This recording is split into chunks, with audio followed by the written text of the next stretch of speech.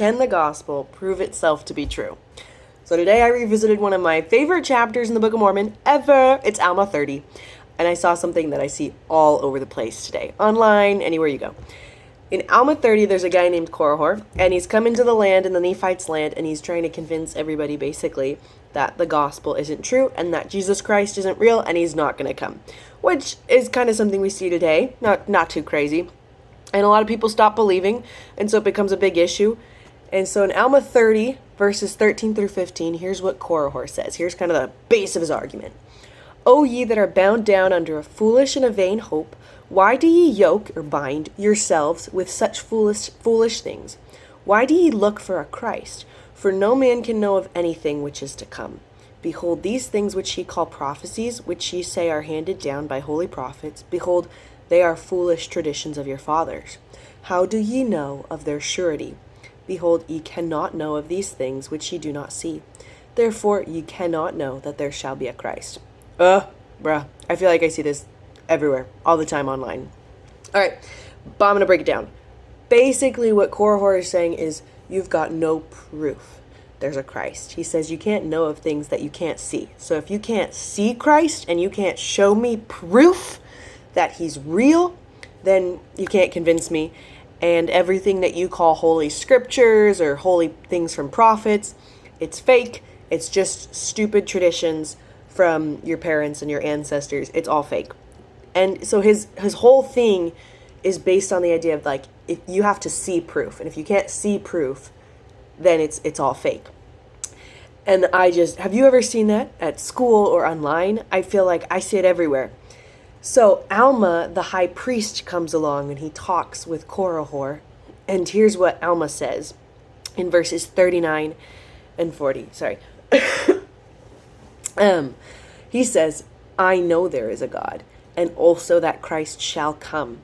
And now what evidence have ye that there is no God, and that Christ cometh not? I say unto you that ye have none, save it be your word only. Behold, I have all these things as a testimony that these things are true. And ye also have all these things as a testimony unto you that they are true. So Alma here is saying, you say that we have no proof that Christ is real. But I'm telling you, you have no proof that he's not real, which I think is really cool. And then Alma says, you look around you and you say that there's no proof of God anywhere you look. And he goes, but I look around me and everything I see is a proof and a testimony of God. And you can look at them as a testimony of God too. So this difference in their way they're seeing things is a really important principle to live by. God kind of leaves the ball in our court, a little soccer analogy for you. God leaves the ball in our court a little bit on how we're going to see things. Am I going to look with an eye of faith? Like Alma, he says, I have all of these things as a witness to me that God is real. Or am I going to look with an eye of skepticism and doubt? None of these things prove to me that Christ lives. And that's really important. God leaves the ball in our court. How am I going to look at these things? If you want to look at it with an eye of doubt and skepticism, you can, and you will see the things you're looking for. And if you want to look at it with an eye of faith and belief, you can, and you will see the things you are looking for. I promise you that too. I've spent my whole life trying really hard to live with an eye of faith, and not perfect, better sometimes than others, and sometimes have felt easier than others. And sometimes I haven't seen the results I've been looking for a really, really, really, really long time.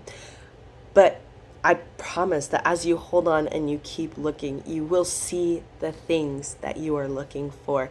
If you look with an eye of faith and if you hold on, you will see the miracles you're looking for. Because our God is a God of miracles. He doesn't change. He never has changed.